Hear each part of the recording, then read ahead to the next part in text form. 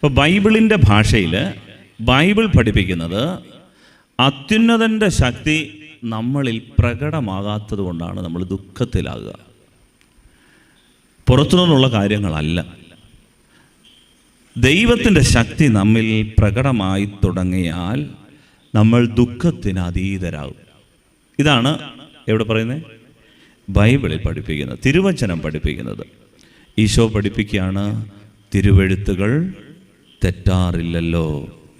യോഹന്നാൻ്റെ സുവിശേഷം 10-ാം അധ്യായം 25-ാം തിരുവചനത്തിൽ ഈശോ തിരുവചനത്തെക്കുറിച്ച് പഠിപ്പിക്കുന്നത് ഇതാണ്: തിരുവെഴുത്തുകൾ നിറവേറാതിരിക്കുകയില്ലല്ലോ.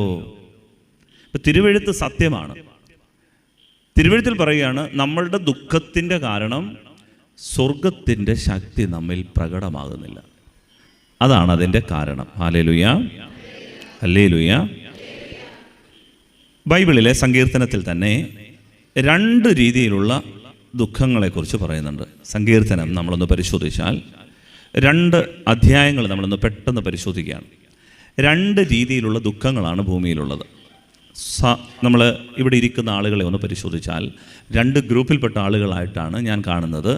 ബൈബിളും അങ്ങനെ കണ്ടുകൊണ്ടാണ് അതിനെ 2 അധ്യായങ്ങളിലായി പറയുന്നത്. ഒന്ന്, 2 തരം വിളികളാണുള്ളത്. ഒന്ന്, കുടുംബജീവിതത്തിലേക്കുള്ള വിളി, ഏറിയ പങ്കും ആളുകൾക്കുള്ള ഒരു വിളിയാണ്. 2, സമർപ്പണ ജീവിതത്തിലേക്കുള്ള ഒരു വിളി. 2 തരത്തിലുള്ള വിളികളാണ് നമുക്കുള്ളത്. ഒന്ന്, കുടുംബജീവിതത്തിലേക്കുള്ള വിളി. 2, സമർപ്പണ ജീവിതത്തിലേക്കുള്ള വിളി. ഇവർക്ക് 2 പേർക്കും ദുഃഖങ്ങളുണ്ടാകും, പ്രതിസന്ധികളുണ്ടാകും, ക്രൈസിസ് ഉണ്ടാകും. അതിൽ 27-ാം സങ്കീർത്തനത്തിൽ നമ്മൾ കാണുന്നത് കുടുംബജീവിതത്തിൽപ്പെട്ട ആളുകളുടെ ദുഃഖത്തെക്കുറിച്ചാണ്. 27-ാം സങ്കീർത്തനം നമ്മളത് വായിച്ചിട്ടുണ്ട്. അതിൽ പറയുന്നത്, ഈ ദുഃഖത്തിൻ്റെ കാരണമെന്ന് പറയുന്നത് ഈ ദൈവ പൈതലിന് ഒരു ആശങ്ക, ഒരു ഭയം കയറിയിരിക്കുകയാണ്.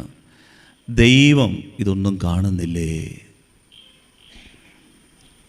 ഞാനീ കിടന്ന് കഷ്ടപ്പെടുന്നതും ഒറ്റയ്ക്ക് കിടന്ന് തുഴയുന്നതും, ഞാൻ ഇത്രയും പ്രാർത്ഥിച്ചിട്ടും ഇത്രയും ഉപവാസം നടത്തിയിട്ടും ഇതെല്ലാം ചെയ്തിട്ടും ദൈവമേ നീ ഇതൊന്നും കാണുന്നില്ലേ? അതാണ് 27-ാം സങ്കീർത്തനത്തിൽ 9-ാം തിരുവചനത്തിൽ ആ ദൈവ പൈതലിൻ്റെ ഭയം വെളിപ്പെടുത്തുകയാണ്. അങ്ങയുടെ മുഖം എന്നിൽ നിന്ന് മറച്ചു വെക്കരുതേ. എൻ്റെ സഹായകനായ ദൈവമേ, അങ്ങയുടെ ദാസനെ കോപത്തോടെ തള്ളിക്കളയരുതേ. എൻ്റെ രക്ഷകനായ ദൈവമേ, എന്നെ തിരസ്കരിക്കരുതേ. ഇതാണ് ഈ ദൈവ പൈതലിൻ്റെ ആദി സങ്കടം.